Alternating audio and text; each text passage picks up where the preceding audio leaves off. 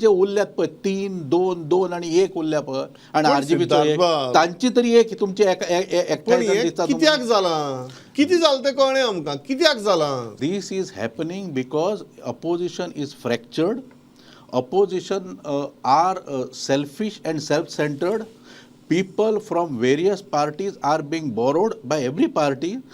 Everybody who enters politics today is entering not with the help of not with an intention of doing social work, but it is with an intention of I will become an MLA, and then after if my party doesn't come to power, maybe I will defect. So they are going for greener pastures, not for greenery of Goa.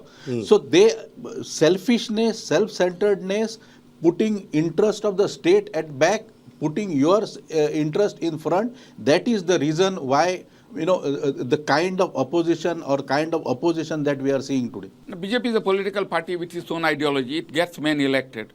After you have get your men elected, how do you accept people from other parties elected on different platforms? How do you get Ali Sikera in your party? How do you accept Michael Lobo and his wife who had left your party, contest against you and won back into the party? See, essentially when you are claiming ideology, when you are claiming to be honest, how come you are accepting people who are not ideologically aligned to you into your party?